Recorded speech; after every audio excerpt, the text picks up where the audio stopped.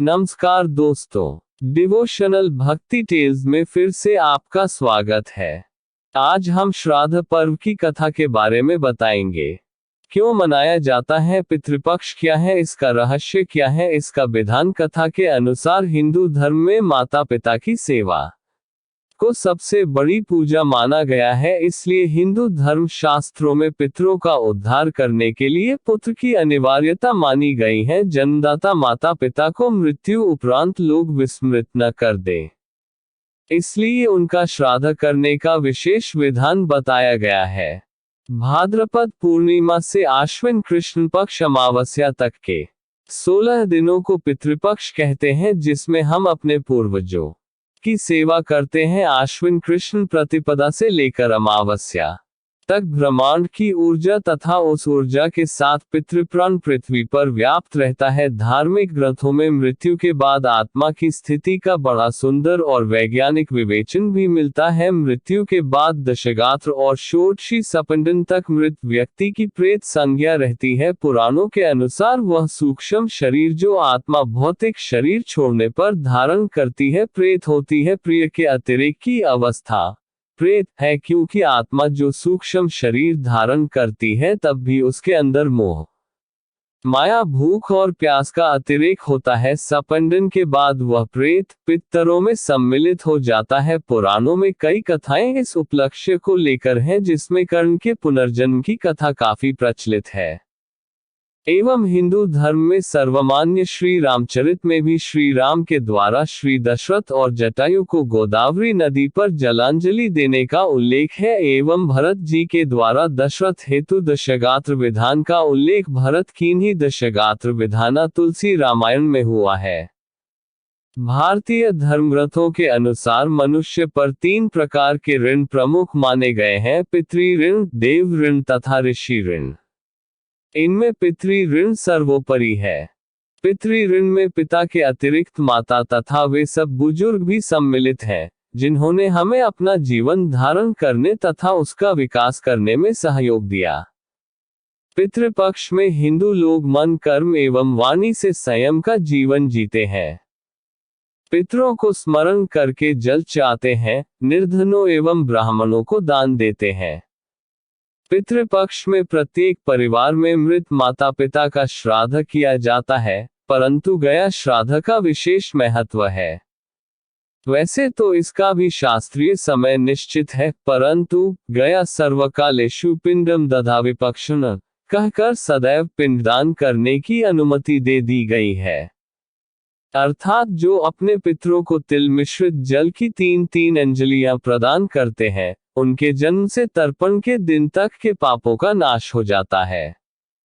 हमारे हिंदू धर्म दर्शन के अनुसार जिस प्रकार जिसका जन्म हुआ है, उसकी मृत्यु भी निश्चित है। उसी प्रकार जिसकी मृत्यु हुई है, उसका जन्म भी निश्चित है। ऐसे कुछ विरले ही होते हैं जिन्हें मोक्ष प्राप्ति हो जाती है।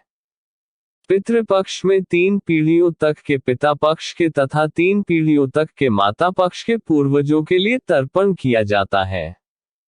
इन्हीं को पितर कहते हैं। दिव्य पितृ तर्पण, देव तर्पण, ऋषि तर्पण और दिव्य मनुष्य तर्पण के पश्चात ही स्वपितृ तर्पण किया जाता है। भाद्रपद पूर्णिमा से आश्विन कृष्ण पक्ष अमावस्या तक के 16 दिनों को पितृपक्ष कहते हैं।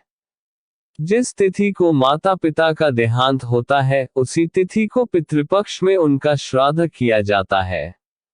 शास्त्रों के अनुसार पितृपक्ष में अपने पितरों के निमित्त जो अपनी शक्ति सामर्थ्य के अनुरूप शास्त्र विधि से श्रद्धापूर्वक श्राद्ध करता है, उसके सकल मनोरथ सिद्ध होते हैं और घर परिवार, व्यवसाय तथा आजीविका में हमेशा उन्नत होती है। तो आइए जानते हैं महाभारत के कर्ण की कथा के अनुसार क्यों 16 दिन तक मनाया जाता है पितृपक्ष।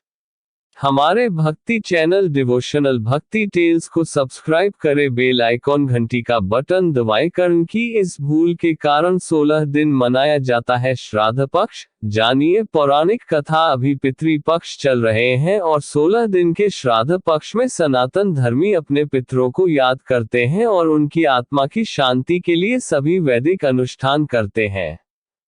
लेकिन बहुत कम लोग जानते हैं कि 16 दिन का पितृपक्ष दानवीर कर्ण की एक भूल के कारण मनाया जाता है और कर्ण के कारण ही पितृपक्ष मनाने की परंपरा शुरू हुई थी।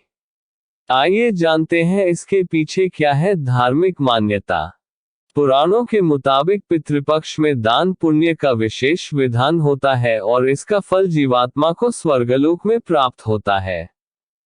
दानवीर कर्ण अपनी दानवीरता के लिए जाने जाते थे और जीवन भर उन्होंने गरीब और जरूरतमंदों को धन और स्वर्ण का दान किया। अपने दर पर आने वाले किसी भी व्यक्ति को उन्होंने बगैर धन दिए लौटने नहीं दिया, लेकिन कर्ण ने अपने जीवन काल में अन्न दान नहीं किया।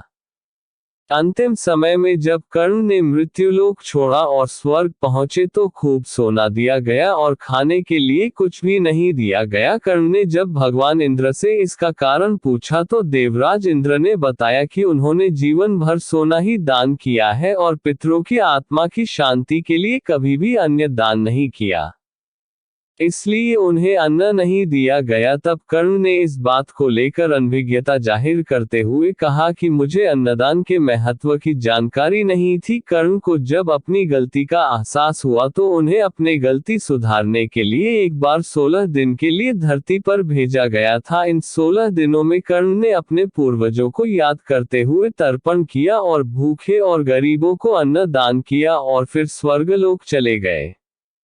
ऐसी मान्यता है कि तभी से 16 दिन का पितृपक्ष मनाने की परंपरा चल रही है और इस दौरान लोग अपने पुरखों को याद कर भोज का आयोजन करते हैं।